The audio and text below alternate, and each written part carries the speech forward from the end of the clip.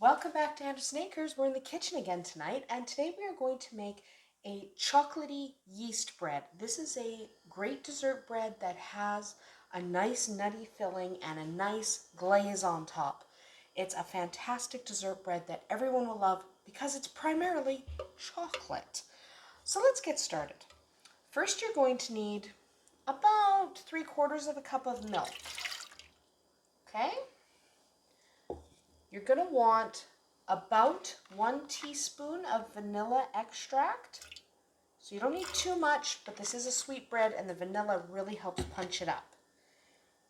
You want 1 egg. Delicious. You're going to want 1 teaspoon of salt. Any salt will do. That was table salt, but any salt you've got in the cupboard. Himalayan sea salt, doesn't matter. You're going to want a 1/4 cup of sugar. And you're going to want 1/8 of a cup of cocoa powder. So don't get crazy with the cocoa powder or it will be too strong. Then you're going to want 3 cups of just basic white flour or bread flour, whatever it is you usually use to make your breads, that's what you're going to use here. And you're going to want to throw in about a 1/4 cup of butter. You can use margarine if you like. I really like butter. And about a 1/4 cup of sour cream. Okay, the sour cream really helps make it because it really just kind of gives you a contrasting flavor. Finally, you're going to want 1 heaping teaspoon of yeast. I'm using bread machine yeast because I'm going to let my bread maker mix this. You can also, of course, make this with your mixer and then knead the dough by hand, or you could do the entire thing by hand. That's all totally fine. But I am going to throw this in the bread maker. So what you want to do is you want to mix your dough, you want to knead your dough, and you're going to want to allow for that entire first rise. When that has completed, we'll come back and we will work with our dough when it's ready to actually be handled. All right, so we have our dough. It is now ready. Look, it is a chocolate dough, so it should look chocolatey. And what we're going to do is, first of all, we're going to stop moving the sheet, but we're going to stretch it out into a rectangle. So how big should your rectangle be? Big enough to roll it. So you want it at least 12 inches wide, okay? So you want it at least 12 inches.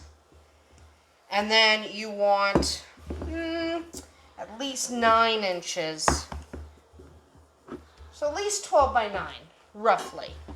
Okay, so we're just gonna, I'm gonna mostly, oops, it's okay if you rip it, just keep going. So the other thing you're gonna need is you're going to need some margarine, probably only about a 1/4 cup, but you are gonna need some. Okay, you can also use butter. I'm using margarine this time, which I know I hardly ever use, but I actually don't have any more butter in my butter keeper and it has to be softened. So I only have firm butter and it's gonna take a couple hours to soften. So yeah, I have to use margarine today, but you should use butter. Butter is better. Butter is better. Okay, so you're probably gonna need, there we go, about a 1/4 cup of margarine or butter. Butter preferably, but I'm using margarine just because that's what I've got right now. So use whatever you have. It's not the end of the world. So you're going to need a good 1/4 cup. Spread that on here. Now what you want to do, you want to leave this end open. Okay? So you want to spread this out, go right to the edge, except here.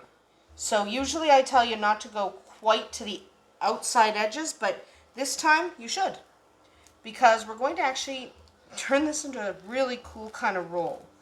So this is a chocolatey yeast bread, but we're not just leaving it and making a loaf, because that would be boring and wouldn't be delicious.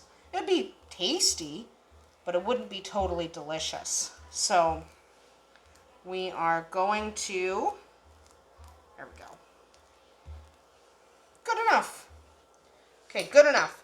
Now we need cinnamon sugar. Now how you make cinnamon sugar is take a half a cup of sugar and then add between 1 and 4 tablespoons of cinnamon. Depends how strong you want your cinnamon sugar. So I'm using a light cinnamon sugar just because I don't want it darker today. So you're just going to take all of that cinnamon sugar. So remember, a half cup of sugar, 1 to 4 tablespoons of cinnamon. Sprinkle that on. Okay. Use the whole thing. Really want to sweeten this up. Okay.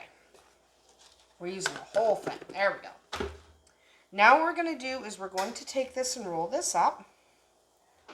Okay. So you want to try to get your roll nice and even. Pull this up, pinch closed. Don't pinch your ends. Okay, don't pinch your ends. Okay, so what we're going to do now, pinch this seam really well. You don't want this coming open while it bakes. Okay, so what we're going to do, take this, seam side down, okay? We're going to make it a circle. Okay, so we're going to make it a circle like this and pinch this seam here. Okay, we're going to pinch that seam all the way around. This is why this dough is a slightly stickier and why I didn't say add flour, because we want it to stay sticky enough that we can seal this seam. Okay? There we go.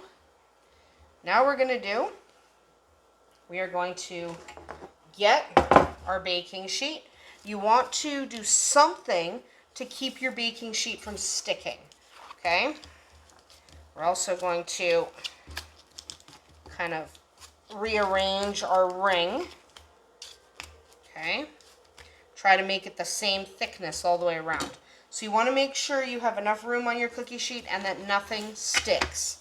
Okay, I'm using a copper liner, but if you're not lining it, you can use parchment paper to line as well. If you're not lining anything, then what you're going to want to do is spray it with cookie spray or use flour and butter.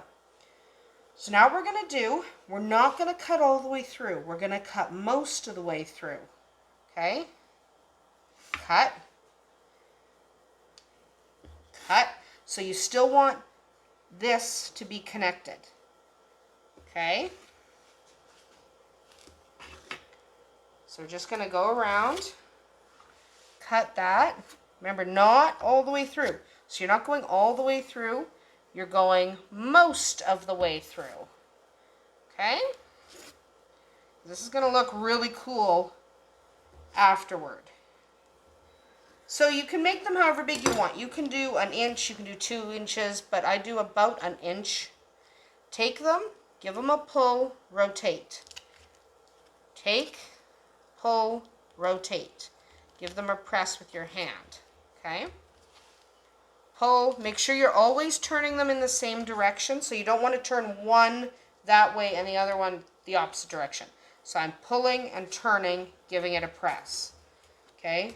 Pull, turn, press. And you're just going to do that the entire way around. Just pull, turn, press until you have a ring.